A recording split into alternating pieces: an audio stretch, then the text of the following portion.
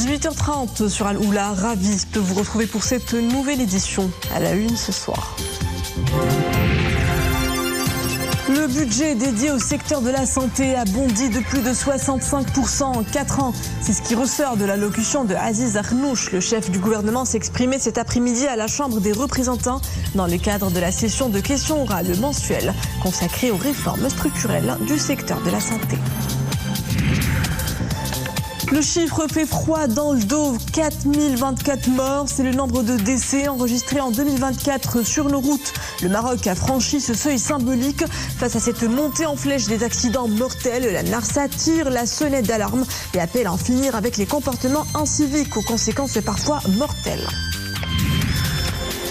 Et la mobilité est aujourd'hui repensée par nos jeunes compétences. À Agadir, des étudiants ont relevé le défi en mettant au point un véhicule éco-efficient conçu pour minimiser la consommation en carburant, un bolide de ligne futuriste. Un petit tour à bord en fin de journal.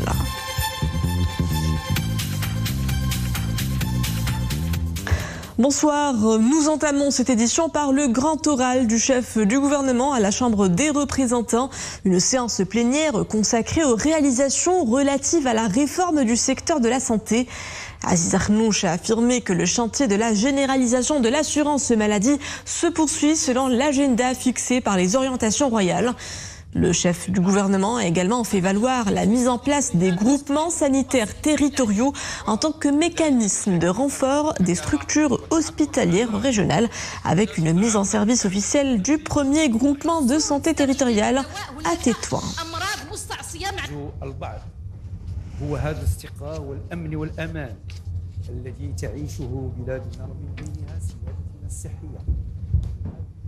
Le chef du gouvernement est donc revenu en chiffres sur les réformes structurelles pour remédier à la difficulté d'accès des citoyens aux soins de santé.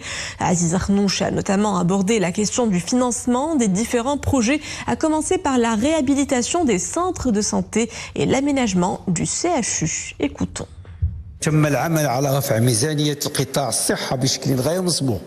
Le gouvernement a œuvré pour augmenter le budget du secteur de la santé d'une manière inédite. Ce budget est passé de 19,7 milliards de dirhams en 2021 à 32,6 milliards en 2025, soit une hausse de plus de 65%.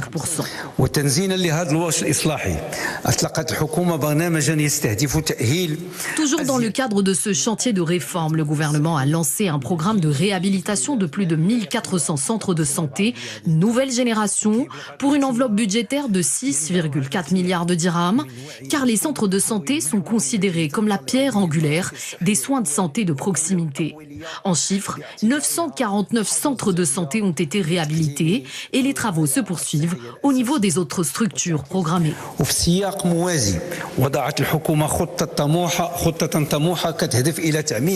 Parallèlement, le gouvernement a établi une feuille de route ambitieuse pour le développement des centres hospitaliers universitaires. C'est dans le cadre des efforts visant la mise en place d'au moins un CHU pour chaque région du royaume pour garantir les soins de santé de proximité aux citoyens.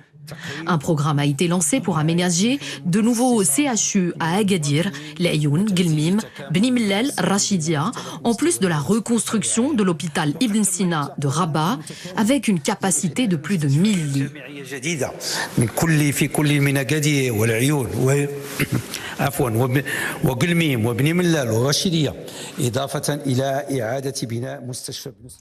C'est la première fois depuis plusieurs années que le triste seuil des 4000 morts sur les routes est franchi. L'Agence nationale de sécurité routière fait état d'une hausse alarmante des accidents de la route. Durant les 5 premiers mois de cette année, le nombre de morts et de blessés graves a bondi de 21%. Samir Barka et Mohamed El-Jabri. Le constat est donc amer. Selon les données statistiques définitives, les 5 premiers mois de 2025 enregistrent une hausse d'environ 21% du nombre de morts et de blessés graves. Pour inverser la courbe, l'Agence nationale de la sécurité routière décide de passer à la vitesse supérieure. Tout un programme est donc mis en place, incluant plusieurs actions. Il s'agit premièrement de renforcer les contrôles de vitesse. L'excès de vitesse est l'un des premiers facteurs des accidents de la route. Deuxièmement, il faut instaurer un contrôle plus strict et plus sévère à l'encontre des motocyclistes qui roulent plus que la vitesse autorisée. Ils doivent d'ailleurs se plier aussi à un contrôle technique de leur engin, notamment les motos qui dépassent les 50 cm3. Les deux roues motorisées et les piétons restent donc en première ligne des accidents de la circulation. Les deux roues motorisées et les piétons représentent les groupes les plus vulnérables. Ils forment aujourd'hui plus de 70% des victimes. Face à cette situation, tout un programme est mis en place pour remédier à ce problème. Avec l'arrivée de l'été, saison des grands départs, la recrudescence des accidents de la route ravive les inquiétudes. Le programme d'action estivale d'urgence pour 2025 a été adopté à l'issue de la réunion du comité permanent de la sécurité routière tenue jeudi dernier à Rabat. Il comprend notamment le renforcement du contrôle par les brigades mobiles de la circulation routière de la DGSN. Objectif, réprimer la conduite dangereuse et surveiller de près les autocars de transport public des voyageurs. Direction Titmlil, la commune vient de se doter d'une nouvelle structure de formation au métier de la métallerie-soudure. Inaugurée pas plus tard que jeudi dernier par la fondation Mohamed V pour la solidarité, le centre a accueilli aujourd'hui ses premiers bénéficiaires. Une journée portes ouvertes lors de laquelle des jeunes futurs stagiaires ont pu s'informer des opportunités de formation technique, théoriques et pratiques. Saïda Idrissi, Ahmed Hamri avec Zakaria Moukin Billah. Ils se sont donné rendez-vous au centre de formation dans les métiers de la métallerie-soudure de Titmlil pour les journées portes ouvertes. Ces futurs élèves stagiaires sont intéressés par les filières proposées par ce centre de formation professionnelle. Réalisé par la Fondation Mohamed V pour la solidarité, cet établissement dispose d'installations modernes conformes aux standards internationaux. Il permettra à ces jeunes de se préparer efficacement à l'insertion professionnelle en développant à la fois leur savoir-faire et leur autonomie.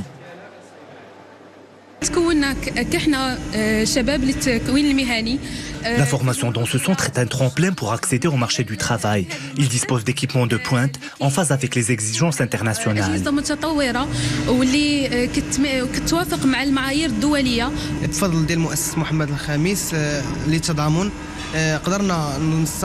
Grâce à la contribution de la Fondation Mohamed V pour la solidarité, nous pourrons poursuivre notre formation dans ce centre, doté d'équipements de dernière génération, trouver un travail et entrevoir des horizons professionnels.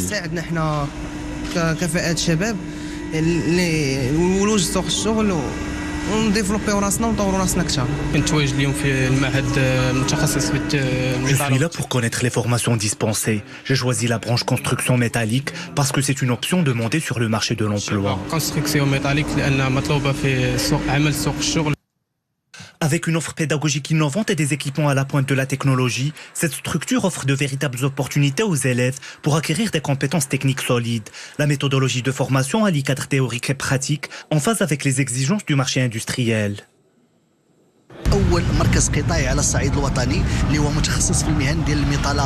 Le centre de formation dans les métiers de la métallerie-soudure est la première structure sectorielle du genre à l'échelle nationale. Le centre est équipé d'installations technologiques conformes aux standards internationaux du secteur. Il propose des formations de base dans 6 spécialités, réparties sur 3 niveaux, techniciens spécialisés, techniciens et qualifications. Le centre est doté d'une capacité d'accueil de 800 places.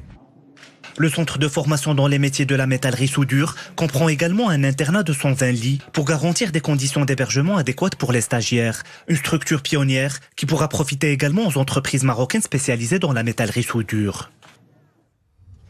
À Genève, un protocole d'accord a été signé entre le ministre de la Jeunesse, de la Culture et de la Communication, Mohamed Mehdi Ben Saïd, et le directeur général de l'Organisation mondiale de la propriété intellectuelle.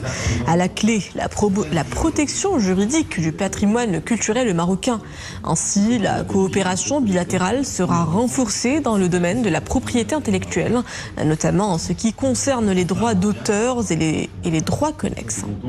Parmi les points saillant de cet accord, la promotion du label Maroc à l'échelle internationale. Je rappelle que le Maroc a déjà enregistré plusieurs éléments de son patrimoine dans le Kaftan et le Zelige qui bénéficieront désormais d'une protection juridique auprès de l'OMPI.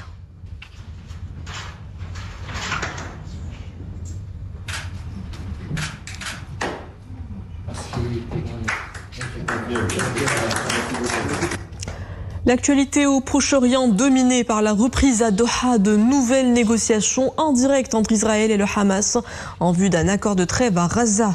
Aucune percée n'a pourtant été réalisée lors de cette session matinale de négociation. Une trêve espérée pour cette semaine par le président américain Donald Trump rencontre à 22h30 ce soir le Premier ministre israélien Benjamin Netanyahou pour la troisième fois en moins de 6 mois. Le locataire de la Maison-Blanche pousse pour une trêve dans la bande de Gaza, plongée dans une situation humanitaire critique. La situation humanitaire demeure tout aussi critique au Soudan du Sud, confronté à une insécurité alimentaire grave.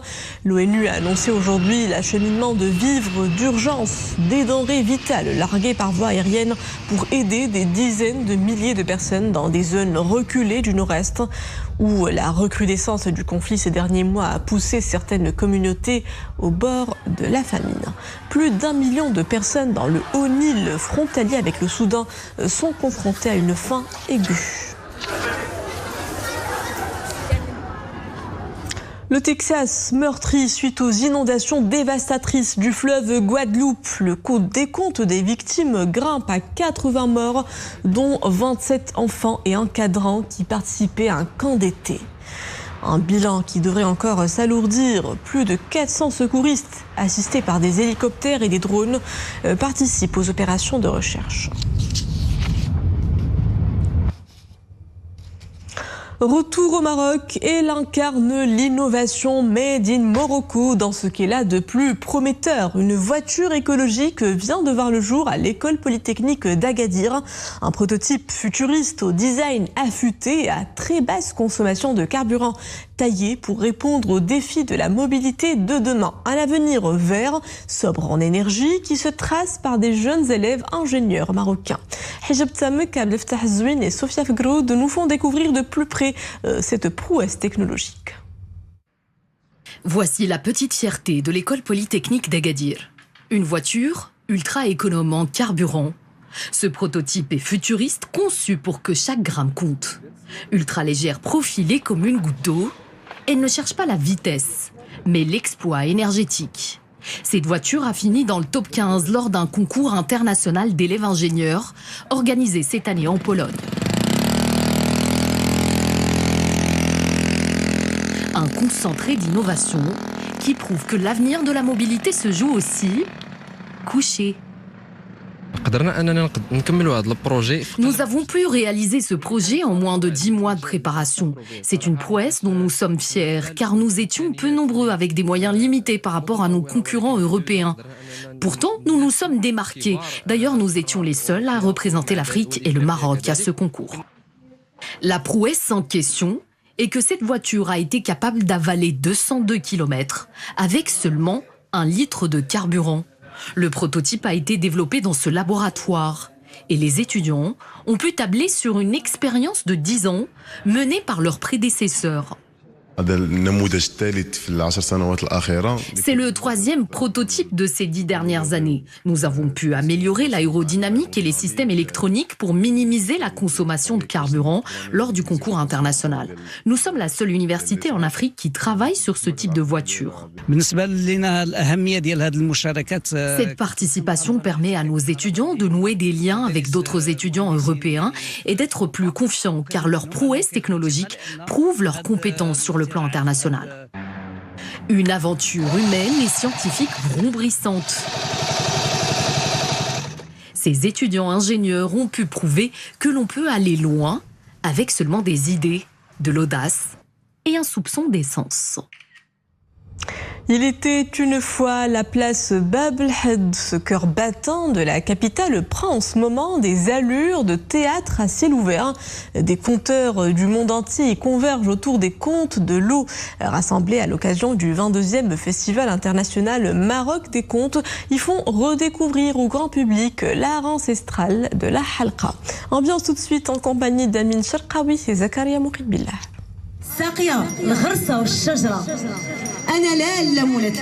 Sur la place Bab el-Had, ces conteurs populaires transportent le public dans un voyage de l'imaginaire populaire autour de la thématique de l'eau. Vêtus d'habits et de couleurs illustrant ce sujet d'actualité, ces conteurs enchaînent les performances au rythme de la musique traditionnelle. Leurs prestations reflètent toute la richesse et la diversité du patrimoine culturel marocain.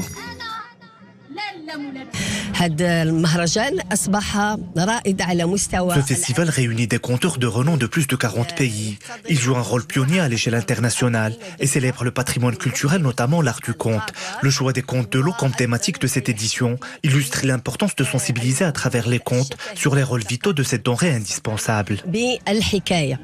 L'art populaire de la halqa est au cœur du programme du festival, organisé au niveau de plusieurs places de la région de Rabas El Kenitra. Le festival accueille des conteurs venus d'autres pays africains. Objectif, renforcer le dialogue interculturel à travers la symbolique de l'eau. Je suis conteuse depuis 5 ans déjà et c'est ma deuxième fois ici au festival de contes. Et c'est un événement très intéressant, très spécial pour moi parce qu'en fait ça me permet de rencontrer des conteurs de partout dans le monde en fait et de pouvoir partager avec eux mon histoire et ma culture et aussi d'apprendre aussi de leur culture en fait. Le conte est un moyen efficace pour éduquer les enfants aux valeurs environnementales, notamment à la lumière des changements climatiques. On doit s'appuyer davantage sur le conte et le récit pour renforcer la prise de conscience des plus jeunes quant à la valeur de l'eau. Le programme de cette édition comprend de grandes veillées contées réunissant des conteurs d'ici et d'ailleurs. Une table ronde et une masterclass en art du conte destinée à former une nouvelle génération de conteurs en leur fournissant des outils d'expression contemporains, alliant créativité et enjeux environnementaux actuels. Et c'est ainsi que s'achève ce journal. Merci de votre fidélité. Très bonne soirée à tous en compagnie de nos programmes.